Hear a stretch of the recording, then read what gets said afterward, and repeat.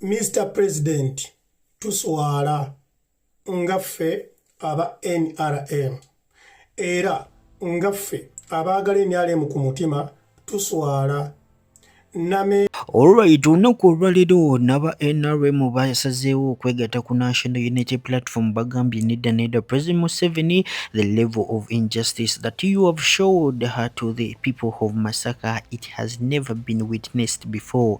Ebyaddala n'omukulu amanyikiddwa nga Kim Jong-un owa North Korea tasobola kubeera nga akikola naye gwe okikoze naddala wano mu Masaka. Video njagala tugiwe obwedda ogiwulirize ongambe ebyaddala abasazeewo okwegatta ku National Unity Platform bakoze ekiriyo ebyaddala Nameere yawangudde oba nedda. Video njagala tugiwe obudde obumaze asooka ogimpereka like subscribe nga weegatte ku mukutu gwaffe guno. Olunaku olwenga bwe nkugambye aba NRM bavuddeyo ne beekyanga ne bagamba nedda omukulu Nalubowa Rose yawangula naye Justin aba NRM era President Museveni okubeera nga oyagala Justin Nameere ayitemu ekyo kye wakoze kyabadde kibi nnyo. His Excellency Robert Kyagulanyi ebyaddala mwamukwatamu ekyo ne tukikiriza naye ekya Nameere nedda. You have gone too far. Ekifo kimu kyokka ekya parliament kisobola kukulabisa n'ebikolwa byo byonna. Era video njagala osooka ogiwulize ongambe kye yakoze si kikyali ne mu kulonda okwaba president, yes or no? Mr. President, tuswala ngaffe aba NRM era ngaffe abaagala NRM ku mutima tuswala. Nameere baamusinga akalulu, Nameere baamukuba akalulu e Masaka, naye Nameere agenza akozesa erinnya lyo ng'agamba nti walagira bakole likawunti ng'ate si ggwe mulamuzi, era nti walagira ne bakyusa eyalangirira obululu kwalaali nti n'oleetayo omubbi abbire NRM. Mr. President, ne batuuka ne babala obululu nga Nameere agamba nti gwe walagira. Simanyi oba Mr. President igwe atali mulamuzi mu ggwanga Uganda abalamuzi walonda baaki?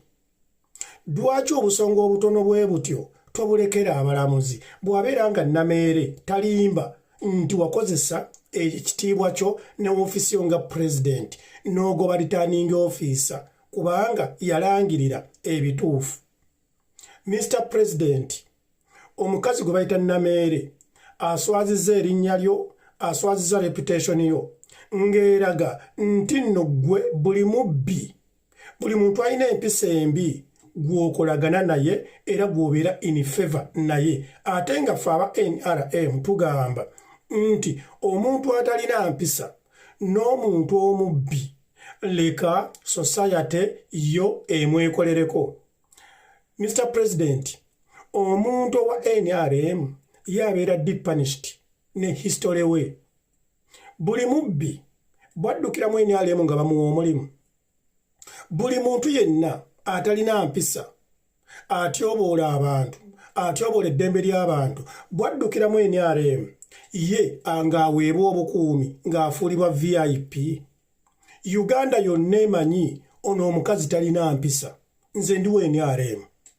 Naye Nameere tumulabye emirundi egisukka ena ng'ali mu public domain, ali mu mawulire. Yabeerako mu mawulire olw'okubba emmotoka. Njagala mbuuze Mr. President, tutandika tutya okubeera ne member parliament ng'aliko atolowooza neyakulira kambiino okuvumaganya His Excellency Robert Kyagulanyi saidize eyo mu Northern Uganda omukulu w'Odongoto naye tali mu maziga. Ono omukulu ekyadde njagala osooka omuwulirize naye akalulu ke aba akakutemu. His Excellency Robert Kyagulanyi yabagamba buli omu ajja kiroozaako. I won the last elections by over 800 votes. The results were manipulated. The declaration forms, actually I've learned a lesson at 49 years. Next time you have two candidates, you sponsor a third candidate. It's very risky to have two candidates because all my agents signed the declaration forms and handed over to my opponent. So they were just filling the figures from home. So if there were three candidates, it would become difficult to get all the agents. So some of my agents, 6 of them got 1.2 million each. and sign the DR form. So those people just feel that whatever results they needed. I should have sponsored another candidate who would not conduct any rally, but for purpose of looking for the declaration form. So they aged me out. So I've learned a lesson. I'm waiting for the Gazette. I've heard the Gazette is coming on Tuesday. Then immediately I want to file the first election petition on the ground that I was denied mandatory recount. Mandatory means mandatory. It means do it. Going on one ground, unfortunately, it will call for re-election. I cannot ask God to declare me the winner. So I need to start jogging. We may have re-election when we dispose of in High Court. I know they will go to Court of Appeal just to continue getting parliamentary income. But they can run, but cannot hide. They will only delay me. They will not stop me. But the biggest thing to me is I was fought by the Balalo. The DPC is the Balalo, the RPC is the Balalo, the prisons commander is the Balalo, the RDC is the Balalo. The Balalo cattle keepers were distributing money to ensure I go out to Parliament. Now they have made a very big mistake because the only way to exclude... Oh yeah, certain elections were definitely influenced. My election was influenced. The Balalo did not beat me because I am an agitator. I am supporting the president, and I thank President Museveni for coming with the executive orders that Balalo must lead. I'm for the president, and that's why we even moved around to tell our people to vote for it, because we are on the same page. President Museveni appeared as a nationalist to evict his own tribesmen from our land. That was the vote-catching issue. But now the tribesmen descended and even mobilized money for my office.